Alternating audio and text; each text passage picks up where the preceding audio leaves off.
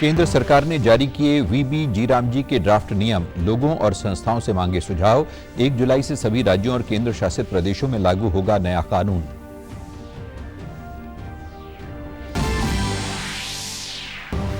महर्षि कश्यप जयंती पर आयोजित राज्य स्तरीय कार्यक्रम में हरियाणा के मुख्यमंत्री नैब सिंह सैनी ने विपक्ष पर साधा निशाना।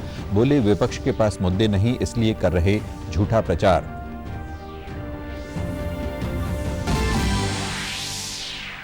और पंजाब के मुख्यमंत्री भगवंत मान ने प्रदेश के 87 खिलाड़ियों को राज्य के सर्वोच्च खेल पुरस्कार महाराजा रणजीत सिंह अवार्ड से किया सम्मानित।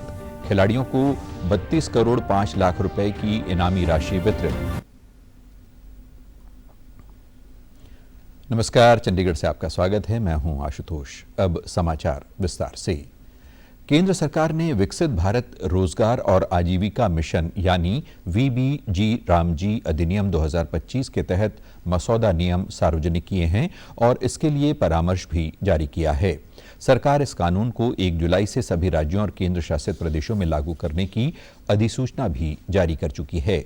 ग्रामीण विकास मंत्रालय के मुताबिक अधिनियम की धारा 33 और अन्य संबंधित प्रावधानों के तहत तैयार किए गए इन नियमों को अंतिम रूप देने से पहले जनता और विशेषज्ञों से व्यापक स्तर पर सुझाव आमंत्रित किए गए हैं।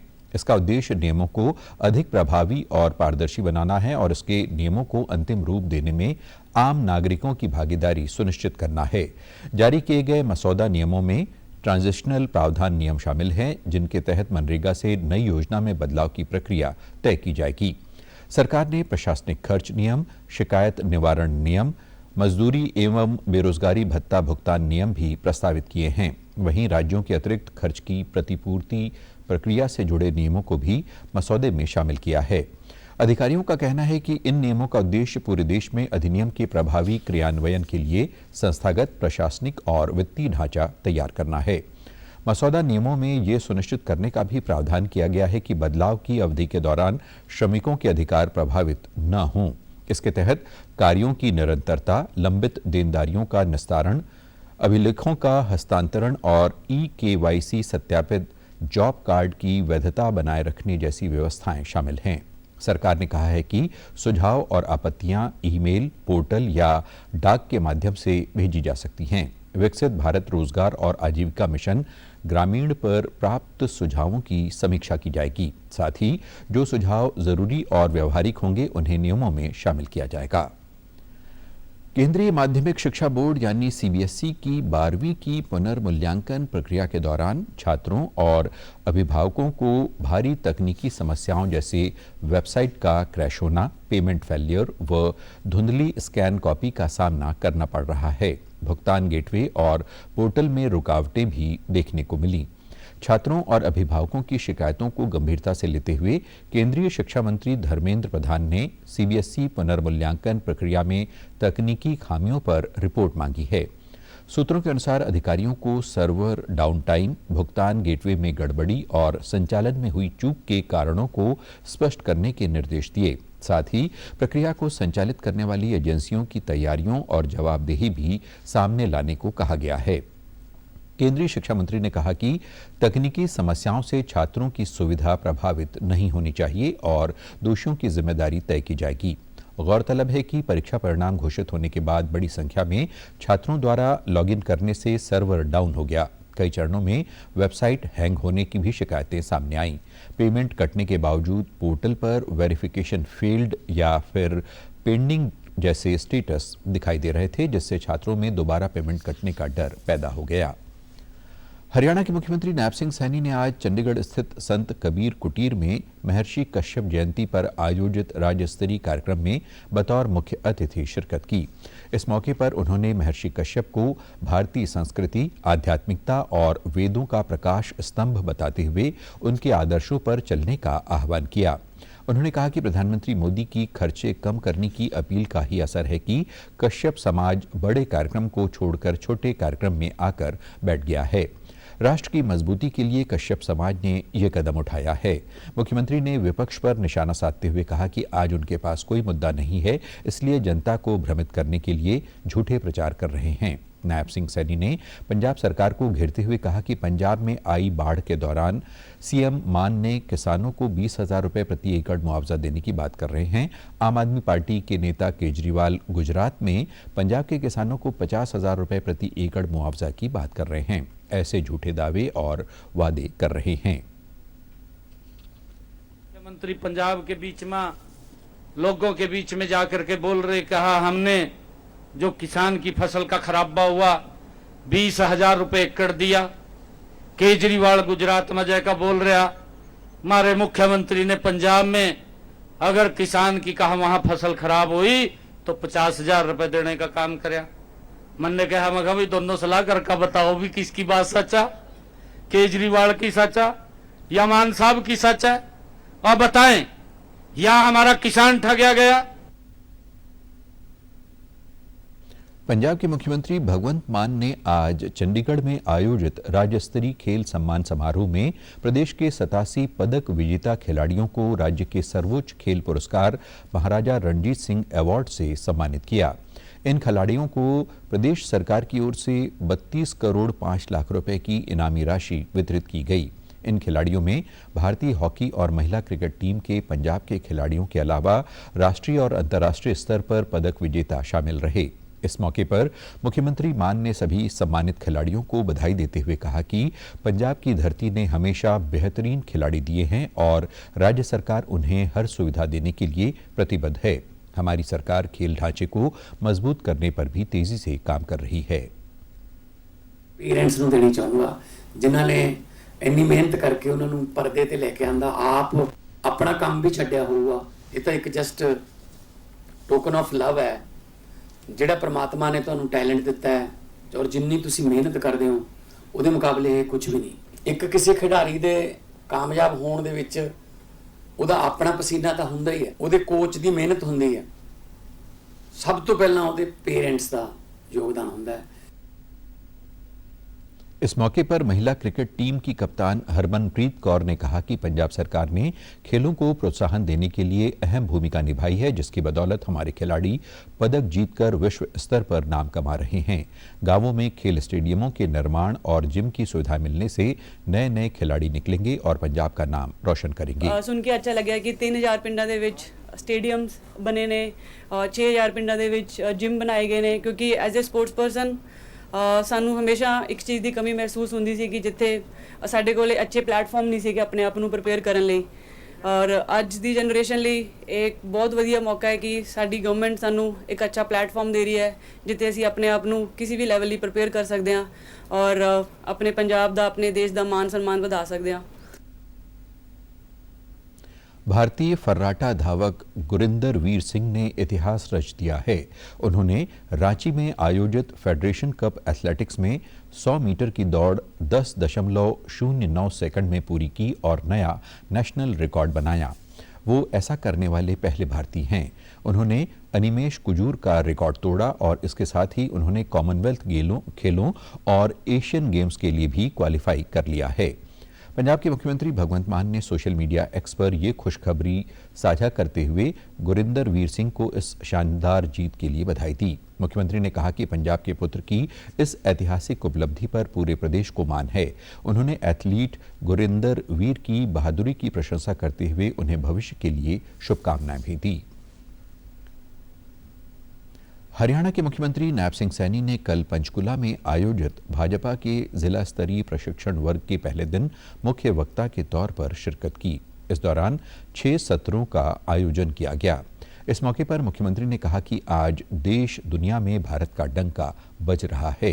प्रधानमंत्री मोदी के 11 वर्षों के कार्यकाल में 5 गुना तेजी से विकास कार्य हुए हैं। पहले कांग्रेस राज में लोगों को इलाज के लिए गहने जमीनें बेचने या गिरवी रखने पड़ते थे। आज हमारी डबल इंजन सरकार ने प्रदेश के 1.5 करोड़ लोगों के आयुष्मान और चिरायु कार्ड बनाए हैं, जिससे उन्हें 5 लाख तक का इलाज मुफ्त मिल रहा है। इसके अलावा डायलिसिस की सुविधा भी निःशुल्क मिल रही है। इसके बाद मुख्यमंत्री ईंधन बचत और पर्यावरण संरक्षण का संदेश देते हुए इलेक्ट्रिक बस से सफर कर इंदिरा कॉलोनी पहुंचे। यहां उन्होंने वाल्मीकि मंदिर में भगवान वाल्मीकि की पूजा अर्चना कर प्रदेश की सुख समृद्धि की कामना की। इसके बाद समाज के लोगों के बीच सादगी और सौहार्द की मिसाल पेश करते हुए पंगत में बैठकर प्रसाद ग्रहण किया। उन्होंने लोगों से बातचीत कर उनका हालचाल भी जाना। इससे पहले मुख्यमंत्री ने संत कबीर कुटीर में विभिन्न क्षेत्रों में कार्यरत सुशासन सहयोगियों के साथ समीक्षा बैठक की। इस दौरान मुख्यमंत्री ने प्रधानमंत्री नरेंद्र मोदी के विकसित भारत 2047 के विजन को धरातल पर साकार करने की दिशा में समर्पित भाव से कार्य करने का आह्वान किया। मुख्यमंत्री ने सभी सहयोगियों को निर्देश दिए कि वे अपने कार्यक्षेत्र से संबंधित नोट मुख्यमंत्री कार्यालय को उपलब्ध करवाएं। फील्ड स्तर से प्राप्त अनुभव सरकार की नीतियों और योजनाओं को और अधिक प्रभावी बनाने में महत्वपूर्ण भूमिका निभाते हैं। हरियाणा के मुख्यमंत्री नायब सिंह सैनी ने राज्य के युवाओं की सुविधा और उनकी परीक्षा संबंधी जरूरतों को ध्यान में रखते हुए 21 जून को आयोजित होने वाली नीट परीक्षा के लिए 20 और 21 जून को पूरे प्रदेश में परीक्षार्थियों के लिए मुफ्त रोडवेज बस सेवा उपलब्ध करवाने की घोषणा की है। उन्होंने कहा कि सभी नीट अभ्यर्थी अपना एडमिट कार्ड दिखाकर 20 और 21 जून को किसी भी हरियाणा रोडवेज बस में निःशुल्क यात्रा कर सकेंगे, ताकि उन्हें परीक्षा केंद्र तक पहुंचने में किसी प्रकार की असुविधा का सामना न करना पड़े। मुख्यमंत्री ने विद्यार्थियों का उत्साहवर्धन करते हुए कहा कि सभी परीक्षार्थी लगन से परीक्षा में भाग लें और अच्छे से तैयारी करें। उन्होंने सभी परीक्षार्थियों को शुभकामनाएं देते हुए उनके उज्जवल एवं सफल भविष्य की कामना की। मुख्यमंत्री ने कहा कि इससे पहले राज्य सरकार द्वारा सीईटी अभ्यर्थियों के लिए भी मुफ्त बस सेवा की सुविधा दी गई थी। अपनी सुविधा के लिए पूरे हरियाणा में 20-21 जून के लिए फ्री रोडवेज बस सेवा की व्यवस्था की है और सभी साथी अपना नीट का एडमिट कार्ड वो दिखाकर किसी भी हरियाणा रोडवेज बस में 20 और 21 को मुफ्त यात्रा कर अपना पेपर दे सकते हैं और परीक्षा में आप सभी पूरे मनोयोग से भाग लें, अच्छे से तैयारी करें और उज्जवल भविष्य की ओर एक कदम और बढ़ाएं। भटिंडा स्थित पंजाब केंद्रीय यूनिवर्सिटी के 11वें दीक्षांत समारोह में भारत के मुख्य न्यायाधीश न्यायमूर्ति सूर्यकांत वर्चुअल रूप से शामिल हुए। इस दौरान 981 पोस्ट ग्रेजुएट्स 92 डॉक्टरेट की डिग्रियां प्रदान की गईं। समारोह के दौरान 44 होनहार विद्यार्थियों को स्वर्ण पदक प्रदान किए गए। इस मौके पर चीफ जस्टिस ने 14 करोड़ 40 लाख रुपए की लागत से तैयार विश्वविद्यालय के केंद्रीय पुस्तकालय भवन का भी वर्चुअल रूप से उद्घाटन किया। इस मौके पर मुख्य न्यायाधीश ने छात्रों को बधाई दी और दीक्षांत समारोह को शैक्षणिक उत्कृष्टता और राष्ट्र निर्माण का उत्सव बताया। उन्होंने छात्रों को तेजी से बदलते डिजिटल युग में संवैधानिक मूल्यों, ईमानदारी और करुणा को बनाए रखने की अपील की।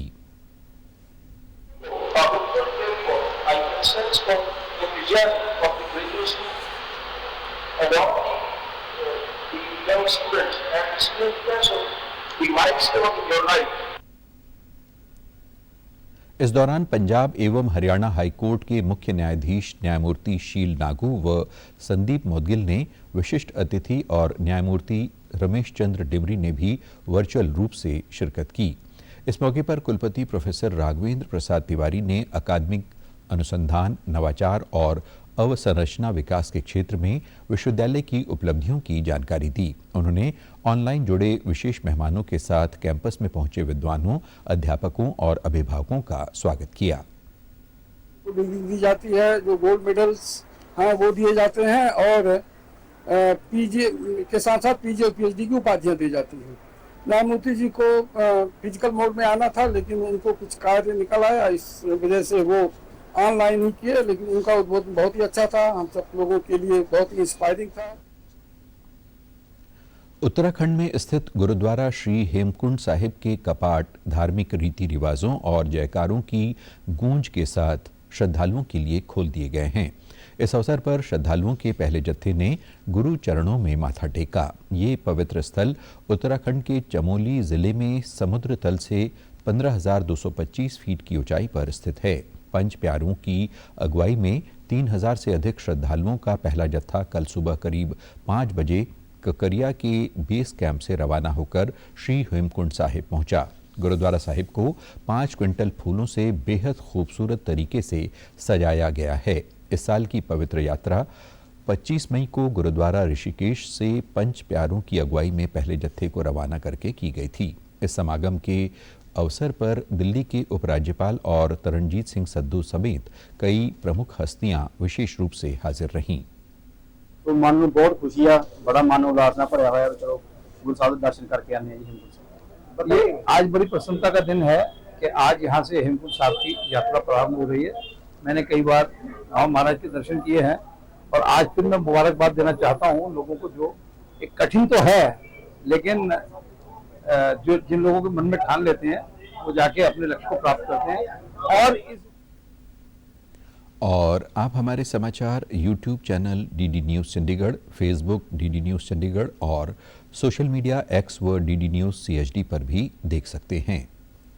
इसी के साथ चंडीगढ़ से समाचारों का सिलसिला समाप्त होता है। नमस्कार।